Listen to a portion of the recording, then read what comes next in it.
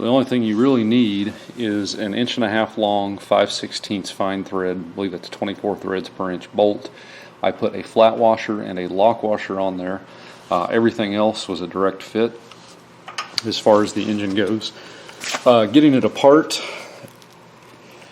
there's enough room to slip the belt off. If you can bust that bolt loose, you can move the belt off, slide this pulley back just enough that you can access the 4 bolts, 2 on each side, that hold the engine to this kind of bell housing here. And then with the pulley loose, there's enough room to slide the engine out, get the shaft through, and lift it up, and you can put it back in. Now you'll definitely want a helper for that because it's so much more difficult to do it that way, but you can get in there and do that. You don't have to pull the bumper, or if you don't have a bumper, you don't have to pull the pins and pull this whole assembly apart. Throttle cable then is optional.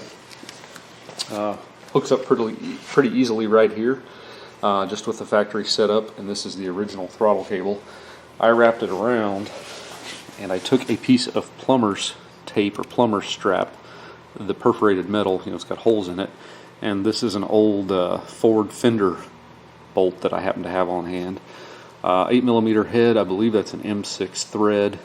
There's another one over here if you wanted to add 2. So I just made my little clamp there and then used that bolt.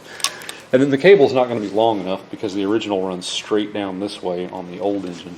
So I actually had to move it down just a bit on the handle, which it's still perfectly reachable as you run it here. You're standing back here, and it's pretty easy to just reach out and run the throttle.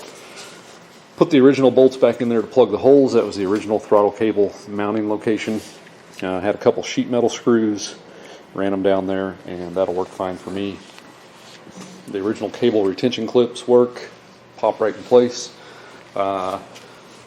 Overall impressions so far, we're about 20 pounds lighter up front.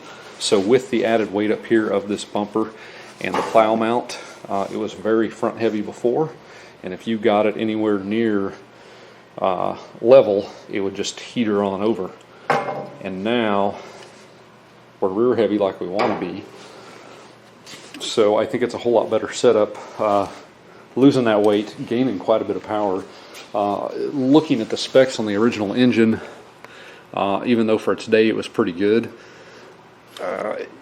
very low compression by modern standards, slightly larger displacement I believe than what this is. Wasn't much, maybe it was a 220cc or something, but really this has got a whole lot more power, a whole lot quieter. I mean the old one, as my wife said, even when I'm down in the garden a good ways from the house, would rattle the windows with earmuffs on because I don't want to end up deaf. It was still quite loud. This is quiet, easy to start, runs consistently.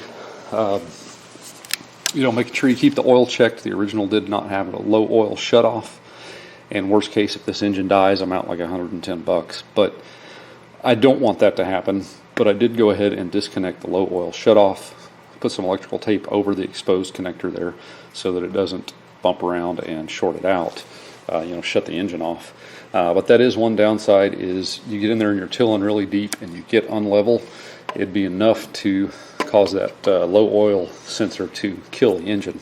So just disconnect that little butt connector there, and that's all it takes to bypass that. Keep oil in it, keep good gas in it, and yeah, these have a foam filter which really needs to be oiled. That would be one caveat about these. They're a lot like the K&N filters from years ago. Put a little used motor oil on it, squeeze it around, make sure it's got a real light coating. Just a light coating is all it needs. I kind of wish it was a paper element. I have not been able to find a paper element to fit that. Looking online, all I can find is some aftermarket like cold air intakes, because apparently people are putting these engines on hot rod little go-karts because they're so cheap and readily available. But I'm really impressed. Anything south of $200 and that easy to bolt on, it's just a no-brainer for me. I did get rid of the old Tecumseh. Found some guy that really wanted it. Why, I don't know. To me, it's a paperweight, no better than it performs, and as loud as it is.